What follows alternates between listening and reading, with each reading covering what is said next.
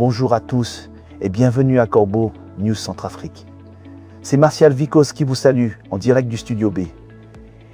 Et ce matin, mes chers auditeurs, on va parler d'un sujet qui, je dois l'avouer, me fait doucement sourire, jaune, cela dit. On va discuter de Louis Firmin Kongoubé et de sa vision assez piquante de la politique actuelle en Centrafrique. Pour décrypter cela avec nous, j'ai le plaisir d'accueillir Gisèle Moloma, notre intrépide journaliste de terrain. Gisèle, quel vent d'humour noir souffle sur Bangui? Bonjour Martial. Effectivement, l'air est à l'ironie cinglante ce matin. Et la comparaison que fait Louis Firmin Kongoubé dans sa tribune est tout simplement percutante. Il nous invite à un voyage dans le temps, se replongeant dans ses souvenirs d'enfance au quartier de Ngaragba, dans le 7e arrondissement de Bangui. Et là, il établit une comparaison très évocatrice entre les détenus d'autrefois et, tenez-vous bien, les ministres d'aujourd'hui. Une comparaison entre détenus et ministres, c'est une entrée en matière qui promet? Louis Firmin Kongoubé n'y va pas de main morte. Mais dis-nous, Gisèle, qu'est-ce que Ngaragba représente dans l'imaginaire centrafricain pour qu'il s'en serve comme point de départ? Ngaragba, Martial, c'est un nom qui résonne. C'est le quartier qui abrite la maison d'arrêt essentielle de la capitale.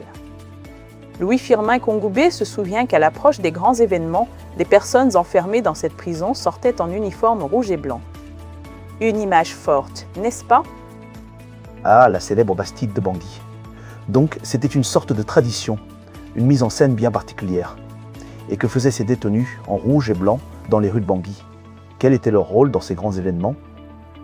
Eh bien, Martial, Louis Firmin Kongoubé décrit une scène où ces hommes, crâne rasé, faucille, pelle, machette à la main, s'attelaient à la tâche. Ils débroussaillaient les espaces publics, nettoyaient les caniveaux et remettaient en état les voiries de Bangui. Un labeur visible effectué par des détenus pour le bien-être de la ville. Un labeur qui ne passait pas inaperçu, c'est certain. Et c'est là que la tribune de Kongoubé prend une tournure, disons, actuelle. Car après avoir décrit ces images du passé, il opère un changement radical de scénario, si je comprends bien. C'est exactement ça, Martial. L'auteur constate une inversion des rôles frappante. Il ironise, aujourd'hui ce sont des ministres en gilet bleu, gants rouges, râteau à la main, qui nettoient la ville pour les caméras. L'image est saisissante, une véritable mise en scène pour l'objectif. Des ministres balayeurs en gilet de couleur et gants. C'est tout à fait étonnant, Gisèle. Il y a un ministre en particulier qui retient son attention, n'est-ce pas? Oui, il pointe du doigt directement le ministre Hassan Bouba. Il l'appelle en sango le Gorgou Jouti Batango Bagara, qui était hier chargé de la santé animale et est aujourd'hui à l'urbanisme à Votombo 2. Louis Firmin Kongoubé estime que ce ministre semble déjà en stage intensif, comme s'il prévoyait de futurs travaux d'intérêt général. Une pique acerbe, comme si le dictateur Faustin Archange Touadéra préparait ses collaborateurs à d'autres fonctions. Un stage intensif pour anticiper l'avenir, c'est une façon de voir les choses.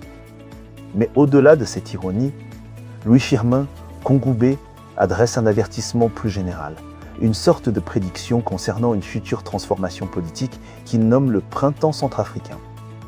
Quel est le cœur de ce message, Gisèle? Il aborde ensuite une transformation politique qu'il appelle le printemps centrafricain.